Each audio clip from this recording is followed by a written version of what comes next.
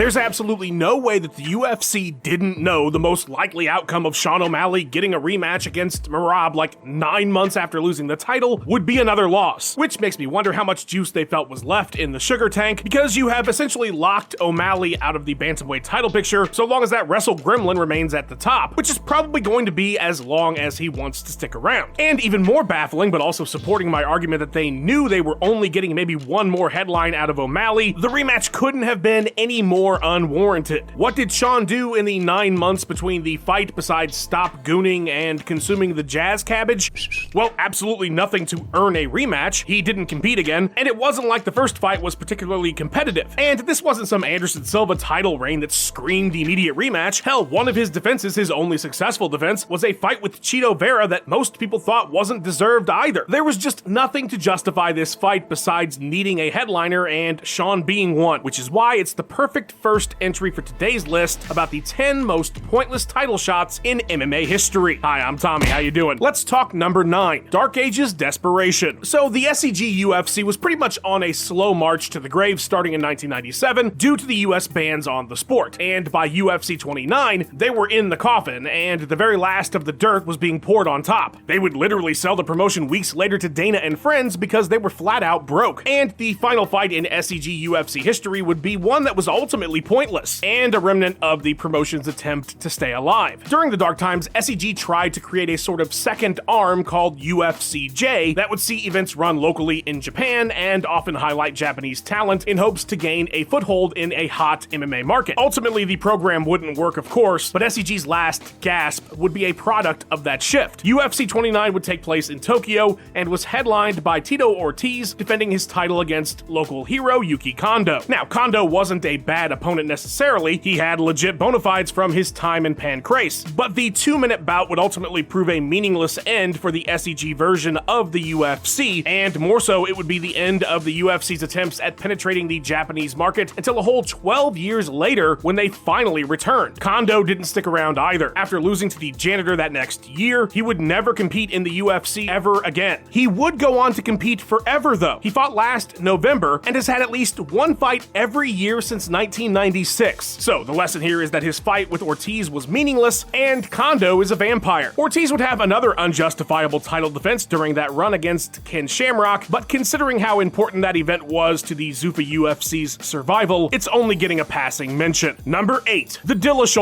fight. We didn't have any idea how pointless this one was until after the fact, but even before TJ Dillashaw walked out for his bantamweight title challenge against Aljamain Sterling with an arm that was hanging by the mozzarella cheese of a pizza, there was plenty of reason to look at that fight and think, yeah, don't really know about that one, Chief. Like, former champion or not, you fought one time in 2.5 years. Most of that time off involuntarily because you were the CEO of EPO, and then you win a decision against Corey Sandhagen that, like, everybody thought you lost. And that's supposed to warrant a title fight? Nah, this thing already sucked. And while it was massively disappointing that he appeared to injure his shoulder immediately, essentially making his title challenge impossible to make even remotely competitive, finding out after the fact that he went into that fight even though his shoulder was popping out in camp about 20 times is insane and a disservice to the division. I couldn't throw my left arm striking wise. I was never able to fully throw it. I was able to do some flick jabs and things like that. You made a G today, TJ, but you made it in a sleazy way, selling bad MMA to the kids. But I guess that's the way it is.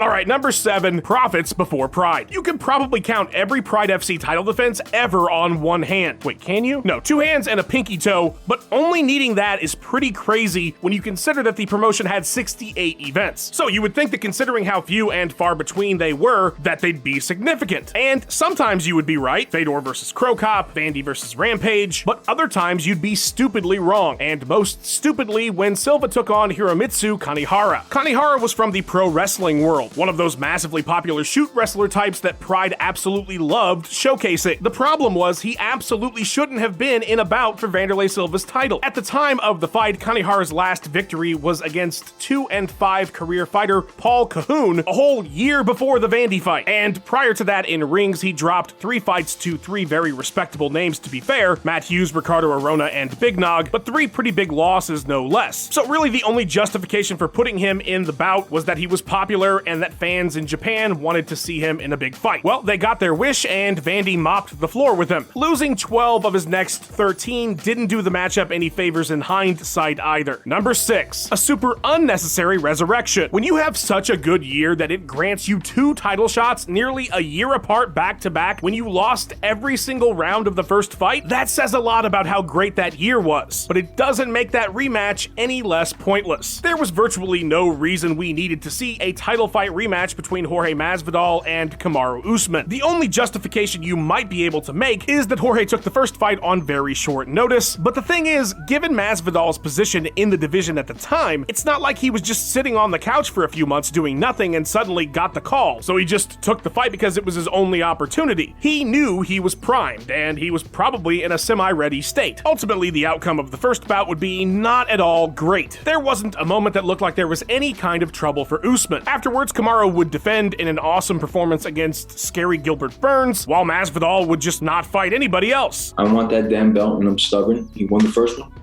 Let's do it again. And then get an immediate rematch after not having even remote success in their first fight. What could possibly go wrong? The result would be a massive second round KO loss and the end of Masvidal's 2019 generated title fights. Number 5, Star Destroyer. Prospects in mixed martial arts are a delicate flower. You have to nourish them just right or they won't bloom. And if you throw them into a wood chipper, well, then I mean that's just on you. How could you have not known that that was a bad idea? Darren Till really had no business fighting Tyron Woodley when he did. Was he an up-and-coming talent with a lot of regional potential? No question about it. Those 2 fight night main events he had were very exciting, but I don't know too many people who actually thought he deserved the judge's nod in that Thompson fight. And he missed weight on top of it. It just really wasn't the right time. Was he building momentum? Sure, but he didn't have enough. And it wasn't like there wasn't a clear contender. There was. Colby Covington, interim champion. But the UFC needed that date those 2 fought on filled, and so they rushed Till into a fight he was not ready for. He got crushed, which was pointless, but even more so, really stifled all his momentum and confidence. It set his career back massively, making this one doubly pointless. It kills me that there was a man better than me in the octagon,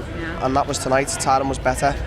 Number 4, Bisping's birthday present. Dana loves him some early tough guys. They're his boys. They helped build the promotion, and he must absolutely adore Michael Bisping, because when he unbelievably earned middleweight gold against Luke Rockhold with probably the greatest short notice win of all time, the UFC did everything they could to put Bisping in fights that were somehow entirely irrelevant. Months after winning, Mike suggested fighting his old nemesis Dan Henderson as his first title defense on a UFC card that was to be held in Manchester, the Count's hometown. It's a fight that the fans want, doing it in Manchester, England. On paper, sounds amazing. The two had a very memorable rivalry coaching tough together, which culminated in one of the all-time great blow-off fights in UFC history, where Hendo did the thing. Awesome. A rematch sounds absolutely perfect if it happened in like 2011. But this was 5 years later, and things were vastly different in the division. For one, Bisping was champion, but more importantly, Hendo was number 13 at middleweight, and had lost 6 of his last 9 fights. But on the night that Mike won the title, Dan had an inexplicably awesome KO on Hector Lombard, and the UFC was like, you know what, nobody wants to see this cadre of killers we have lined up at the top of the division competing for gold like Yoel Romero or Robert Whittaker. Let's just do what Bisping wants to do. The pointless fight turned out to be a great bout, but it didn't make it any more significant because it just wasn't. Luckily afterwards, Bisping fought those top contenders and made things right. Oh wait, no he didn't. He waited a whole year and then fought GSP because Dana loves him some Michael Bisping. Number 3, somehow Covington has returned. Colby being discussed in 2 different entries? I guess pointlessness just follows him wherever he goes. I joke, of course. Don't get upset, nerds and virgins. So the Colbster had an absolutely justified and legitimate claim to a title challenge in 2018. The problem is that somehow carried over into 2023. Yeah, make that make any damn sense. Colby won interim welterweight gold, as I mentioned earlier, wrongly got the shaft for Till against Woodley, but did eventually get his chance at the the gold against new champion Kamaru Usman. He put up one hell of an effort, but ultimately fell short. 9 months later, he would settle that Woodley score, but it was late-stage Woodley. Still, the UFC would get him a title fight rematch against Usman for his efforts, and he would again come up short. A few months later, he settled his longtime beef. Man, this guy has beef with everybody, with teammate Jorge Masvidal, who by March of 2022 was very much not someone you earned a title challenge beating. But inexplicably, nearly 2 years later, with no activity, Covington was given a title fight with now champion Leon Edwards.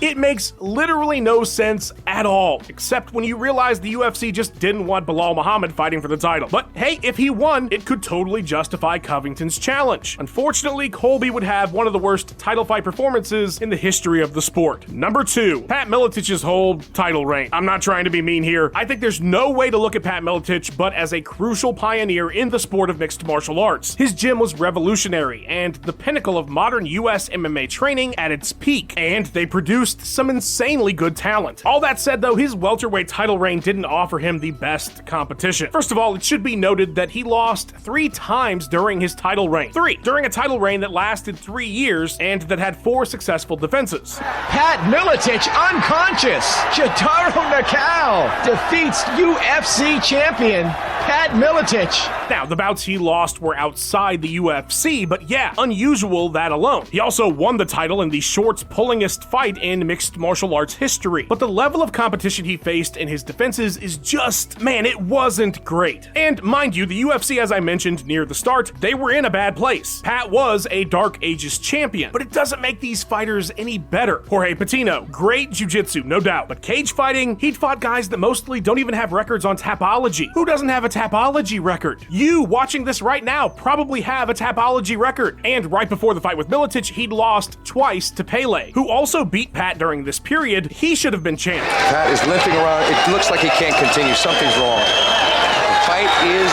over.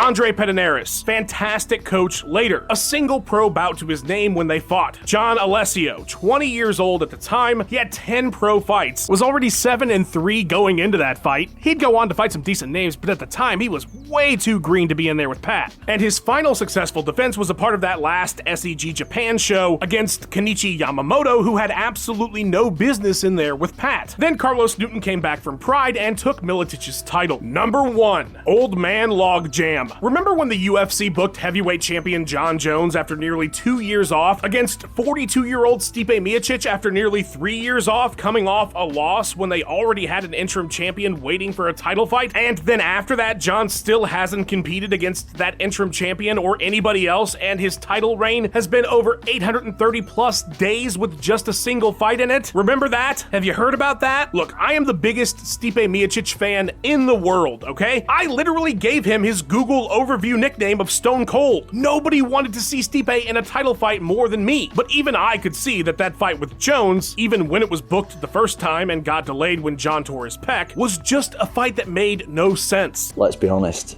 These are 2 old farts fighting each other. Dana and the UFC kept saying that it was this huge legacy fight, but that's like saying Hoist versus Ken 3 in Bellator was some huge legacy fight for them. No, it wasn't. It was a cash grab on legendary name value. And really, the Stipe JBJ fight was no different. It pained me to see the outcome we got in the cage, too. It was the definition of a pointless title fight, and this is the guy who fought Chael Sonnen for gold at 205 after he spent a decade 20 pounds down coming off a loss. So John is no stranger to nonsense fights, but nothing will top the UFC forcing that Stipe bout when they did under the circumstances that they did. And I didn't directly mention Tom Aspinall once in that entry. How you like them apples? And how do you like the editor of this video, Max Randall? Please follow my dude on his socials. Go check out his awesome YouTube channel. The man's a legend. Thank you so much to our amazing channel members. Your guys' support is incredible. Fight fans, hit the join button, become a member as well. Get exclusive content. Like and subscribe or Colby Covington gets another title shot. Leave a comment about which of these title fights you thought was the most pointless. And thank you so much for watching, guys. I'll catch you on the next one.